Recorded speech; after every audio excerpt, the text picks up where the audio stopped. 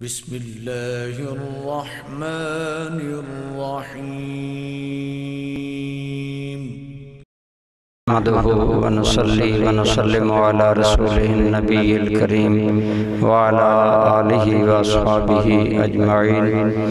بسم الله الرحمن الرحيم. قل يا أيها الكافرون لا أعبد ما تعبدون ولا أنتم عابدون ما أعبد ولا أنا عابد ما عبدتم ولا أنتم عابدون ما أعبد لكم دينكم ولي دين. صدق الله مولانا العظيم. صدق وبلغنا رسوله النبي الأمي الأمين الحبيب الكريم. برادران اسلام، سورہ کافرون یہ مکی صورت ہے اور یہ قرآن کریم کی اہم اور بابرکت صورتوں میں شامل ہے. حضرت سعد بن ابی وقاص رضی اللہ تعالیٰ عنہ فرماتے ہیں کہ حضور نبی رحمت صلی اللہ تعالیٰ علیہ وآلہ وسلم نے ارشاد فرمایا، سورہ کافرون کی تلاوت ربع قرآن یعنی قرآن کریم کے چوتھائی کے برابر ہے. حضرت علامہ جلال الدین سیوطی رحمۃ اللہ تعالیٰ علیہ فرماتے ہیں کہ قرآن کریم کے جملہ احکام یا اوامر ہیں یا نواہی ہیں، اور پھر ان اوامر اور نواہی کا تعلق یا تو دل سے ہوگا یا اعضاء اور ظاہری جوارح سے ہوگا،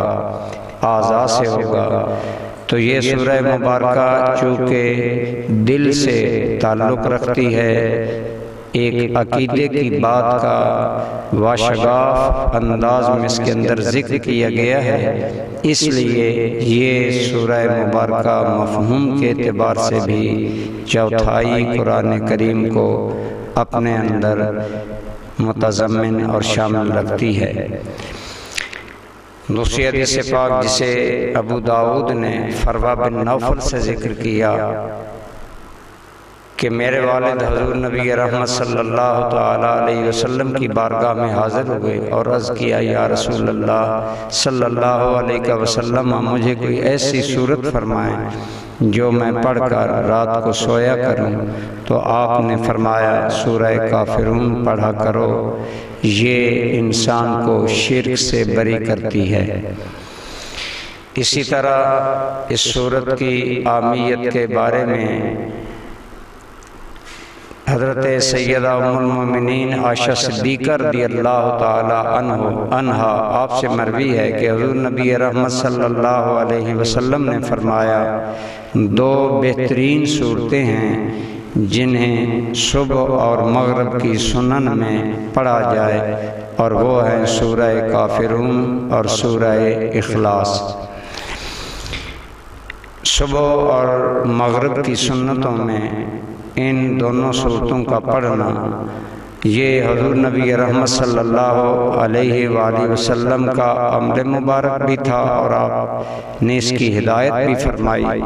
اس بارے میں ترمذی شریف کے اندر حضرت عبداللہ ابن عمر رضی اللہ تعالی عنہما سے حدیث مروی ہے. آپ فرماتے ہیں، میں نے خود کئی مرتبہ حضور رحمت عالم صلی اللہ تعالی علیہ وآلہ وسلم کو فجر اور مغرب کی سنتوں میں یہ دونوں صورتیں تلاوت کرتے ہوئے سنا. اس کے بعد اس سورہ مبارکہ کا شان نزول کچھ اس طرح ہے جو مفسرین کرام نے تقریباً بالاتفاق ذکر کیا کہ جب حضور نبی رحمت صلی اللہ علیہ وسلم نے دعوت توحید و اسلام دی تو مکے کا ماحول اکثر بدل گیا. ہر نگاہ میں نفرت، ہر چہرے پر غصہ اور عجیب ماحول تھا، اور وہ چاہتے تھے کہ ان کے آبائی دین کے بعد کوئی نیا دین نہ لایا جائے. لیکن حضور نبی کریم صلی اللہ تعالی علیہ وآلہ وسلم نے جب ہر مشکل کے باوجود کلمہ توحید بلند کیا تو رئیسان مکہ میں سے 4 ان کے بڑے سردار ولید بن مغیرہ، عاص بن وائل، اسود بن عبد الملک اور امیہ بن خلف، یہ چاروں مل کر ایک دن حضور نبی رحمت صلی اللہ تعالی علیہ وآلہ وسلم کے پاس آئے اور بڑے خیرخواہانہ انداز میں بات کرتے ہوئے کہنے لگے کہ جس روش پر آپ چل نکلے ہیں اس سے دن بدن مکہ اختلاف کا شکار ہوتا جا رہا ہے اور ہماری قومی قوت میں کمی آ رہی ہے۔ اگر یہی معاملہ جاری رہا تو ہماری قوم کی قوت، ہیبت اور شوکت ختم ہو جائے گی اور مخالفین ہمیں آسانی سے بحیثیت قوم ختم کر سکیں گے۔ تو آئیں ہم ایک ایسا فارمولہ آپ کے پاس لائے ہیں کہ جس پر اگر عمل کیا جائے تو قوم کو افتراق اور انتشار سے بچایا جا سکتا ہے۔ اور انہوں نے یہ کہا کہ اس کا حل یہ ہے کہ 1 سال ہم آپ کے معبود کی عبادت کریں اور پھر 1 سال آپ ہمارے معبودوں کی عبادت کریں۔ ان کے اس اشتراک کے عمل پر حضور نبی کریم صلی اللہ تعالی علیہ وآلہ وسلم نے بڑی جرت اور جمع مردی سے فرمایا کہ میں اللہ سے پناہ مانگتا ہوں کہ میں اللہ کے علاوہ کسی کی عبادت کروں۔ یہ کہہ کر آپ صلی اللہ علیہ وسلم ان سے جدا ہو گئے۔ اس کے بعد یہ سورہ مبارکہ اتری جس نے 2 ٹوک الفاظ میں کافروں کے ساتھ اشتراک عبادت کا کوئی بھی فارمولہ ہمیشہ کے لیے رد کر دیا۔ یہ آیت کریمہ جب نازل ہوئی تو حضور نبی کریم صلی اللہ تعالی علیہ وسلم صحن حرم میں تشریف لائے جہاں وہ سارے سردار موجود تھے۔ آپ نے باشگاف الفاظ میں اس سورہ مبارکہ کی بلند آواز میں تلاوت کر کے انہیں اپنے موقف سے آگاہ کر دیا۔ گویا اس سورہ مبارکہ کے نزول نے کفر کو ہمیشہ کے لیے اسلام اور پیغمبر اسلام صلی اللہ تعالی علیہ وآلہ وسلم کی طرف سے کسی عبادت کے اشتراک کے بارے میں مایوس کر دیا۔ تو یہ وہ سورہ مبارکہ ہے جس نے اس مفہوم کو بڑے واضح انداز اور 2 ٹوک الفاظ میں بیان کیا کہ اہل اسلام اللہ کے علاوہ کسی بھی انداز میں اور کسی بھی شکل میں کسی غیر اللہ کی عبادت کے لیے کبھی نہ تیار رہے ہیں، نہ ہوں گے اور نہ کبھی ایسا ہو سکتا ہے۔ اس سورہ مبارکہ کے الفاظ اور آیات کے بارے میں گزارش ہے۔ ارشاد ہے قل یا ایھا الکافرون، اے حبیب کریم علیہ الصلوۃ والتسلیم آپ فرما دیں کہ اے کافرو لا اعبد ما تعبدون، نہیں میں عبادت کرتا ان کی جن کی تم عبادت کرتے ہو، ولا انتم عابدون ما اعبد، اور نہ ہی تم عبادت کرتے ہو اس معبود حقیقی کی جس کی میں عبادت کرتا ہوں۔ اس کے ابتدائی الفاظ قل یا ایھا الکافرون کو بعض لوگوں نے سخت الفاظ شمار کیا اور سمجھا اور ان کے ذہن میں یہ سوال پیدا ہوا کہ حضور نبی کریم صلی اللہ تعالی علیہ وسلم جو سراپا رافت و شفقت اور پیکر رحمت و کرم ہے، ان کا ان الفاظ کے ساتھ انہیں خطاب کہیں یہ سخت خطاب اور اس میں کوئی طعنہ وغیرہ تو نہیں آتا۔ اس اشکال کو دور کرتے ہوئے مفسرین کرام نے بڑی خوبصورت وضاحت کی ہے۔ حضور سیدی ضیاء الامت رحمۃ اللہ تعالی علیہ نے اس کے 2 جواب ذکر کیے۔ ایک یہ کہ کافرون کفر کا لغوی معنی ہے انکار کرنا، اور چونکہ مخاطبین جنہیں سرکار خطاب کر رہے تھے وہ لوگ اللہ رب العالمین کی وحدانیت اور توحید کے منکر تھے اور اللہ تعالیٰ کے ساتھ عبادت میں غیروں کو بھی شریک بناتے تھے، اس لیے وہ لغوی طور پر سب انکار کرنے والے تھے۔ اس لیے آپ صلی اللہ علیہ وسلم نے گویا یہ الفاظ طعنہ یا گالی کے طور پر نہیں استعمال فرمائے، بلکہ اس تقابل میں ارشاد فرمائے کہ اس عقیدہ توحید کو ماننے والے مومن ہیں تو ان کے مد مقابل اور مخاطب وہ کافر ہیں، گویا وہ اللہ کی توحید کا چونکہ انکار کرنے والے ہیں، لہٰذا یہ اس معنی میں ہے کہ گویا مومن بلیور ہوتا ہے اور کافر ان بلیور ہوتا ہے، گویا انہیں ان بلیور کے طور پر، منکر توحید کے طور پر خطاب کیا گیا، نہ کہ کسی گالی یا طعنہ کی صورت میں دیا گیا، جو حضور نبی کریم صلی اللہ تعالی علیہ وآلہ وسلم کے خلق کریم سے بہت بعید از قیاس ہے اور محال ہے۔ آگے ذہن میں یہ سوال پیدا ہوتا ہے کہ یہاں پر مخاطبین تو صرف مشرکین مکہ تھے، لیکن ارشاد ہے قل یا ایھا الکافرون، تو یہاں قل یا ایھا المشرکون ہونا چاہیے تھا، کافرون کا لفظ کیوں لایا گیا؟ تو چونکہ وقتی طور پر تو مخاطب اور سامنے مشرکین اہل مکہ تھے، لیکن قرآن ایک ابدی کلام ہے جو اب قیامت تک دنیا میں باقی رہے گا، اور اس نوعیت میں اللہ کریم کی توحید کے تمام منکرین، خواہ وہ یہود و نصارہ ہوں، مجوسی ہوں، ملاحدہ ہوں، یا تمام وہ فرقے جو کسی بھی انداز میں اللہ کریم کی توحید میں شرک اور انکار کا ارتکاب کرتے ہیں، چونکہ قیامت تک کے لیے قرآن کے مخاطب وہ سب لوگ ہیں جن کے اندر صرف مشرکین مکہ ہی نہیں بلکہ قیامت تک کے توحید کا انکار کرنے والے لوگ شامل ہیں، اس لیے وہ جامع لفظ کافرون ذکر کیا گیا جس کے اندر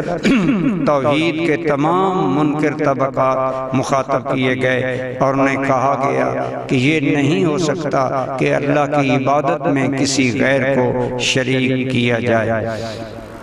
فرمایا قل یا ایھا الکافرون لا اعبد ما تعبدون، نہیں میں عبادت کرتا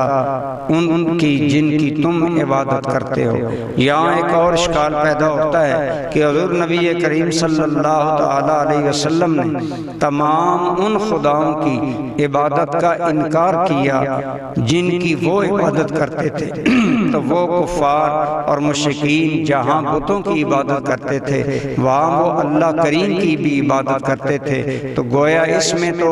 اللہ کریم کی عبادت سے بھی انکار لازم آیا۔ تو اس کا بڑا حسین جواب دیتے ہوئے علماء مفسرین نے اور حضور سیدی ضیاء الامت نے بڑے حسین انداز میں ارشاد فرمایا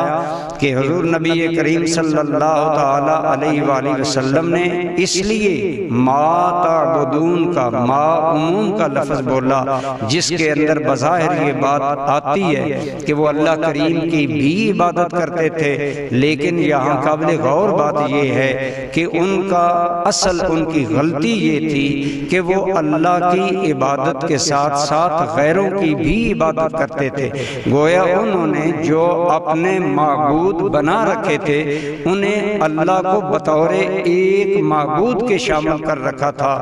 اور اسلام اس دوئی کو پسند نہیں کرتا، جیسا کہ اقبال نے کہا باطل دوئی پسند ہے حق لا شریک ہے، گویا سرکار نے قل یا ایھا الکافرون لا اعبد ما تعبدون کہہ کر اس بات کا انکار کیا کہ ہم یہ پسند نہیں کرتے کہ اللہ جو معبود حقیقی ہے اسے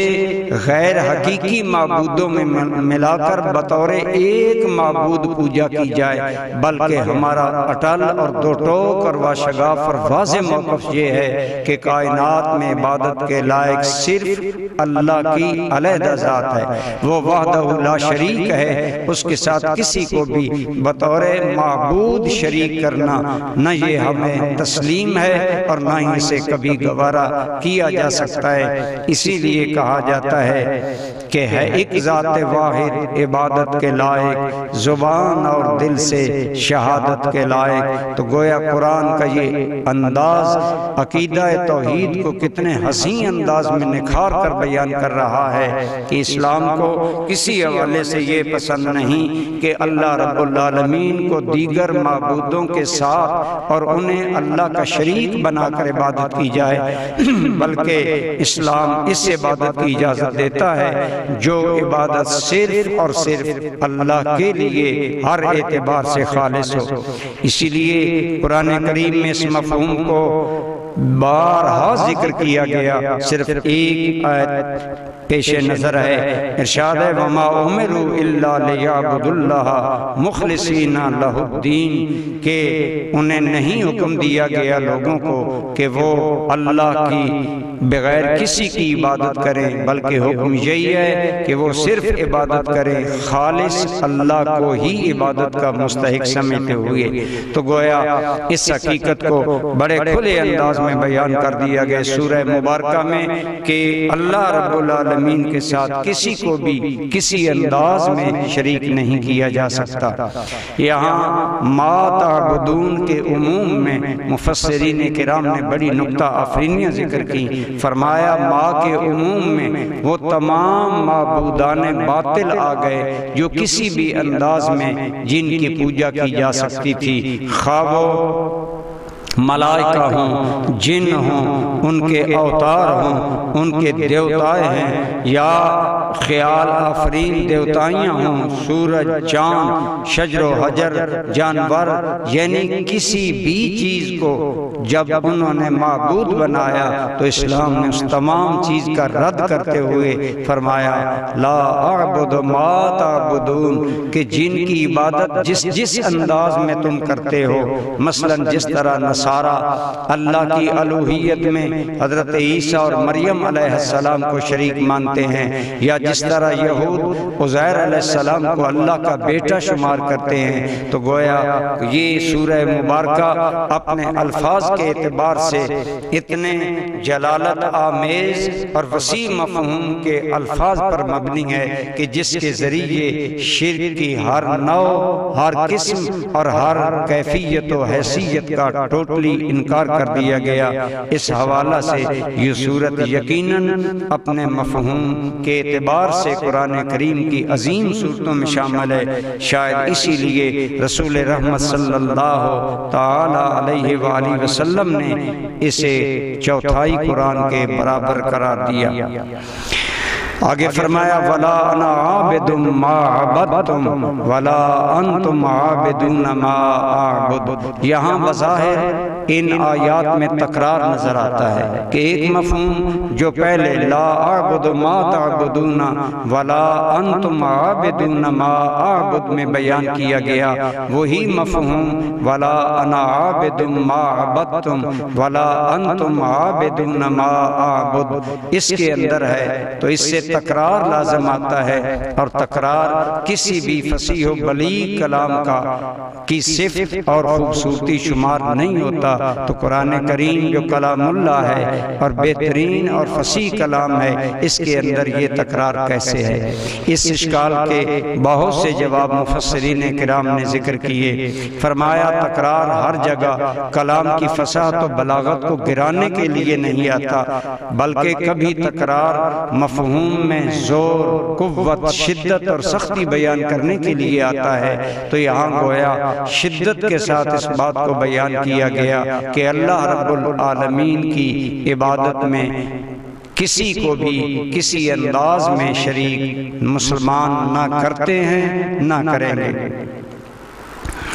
بعض علماء کرام نے فرمایا پہلے حصے میں ماضی کو بیان کیا گیا کہ اس سے پہلے تم جانتے ہو کہ میں محمد مصطفیٰ صلی اللہ علیہ وسلم اور میرے ماننے والے نہ ہم تمہارے معبودوں کی عبادت کرتے ہیں اور نہ ہی تم ہمارے معبودوں کی عبادت کرتے ہو، اور ولا انا عابد ما عبدتم ولا انتم عابدون ما اعبد میں مستقبل کی نفی کی گئی کہ نہ ہی ایسا مستقبل مستقبل میں کبھی ممکن ہے، تو گویا بعض علماء نے فرمایا پہلے حصے میں ماضی کا ذکر ہے اور بعد والے میں مستقبل کا ذکر ہے۔ علامہ زماشری اور حضور سیدی ضیاء الامت وغیرہ اس طرف گئے ہیں کہ بعد والے جملوں میں ماضی کا اظہار ہے اور پہلے جملوں میں استقبال کا، کیونکہ مضارع استقبال کے معنی کو متضمن ہوتا ہے۔ بہرحال گویا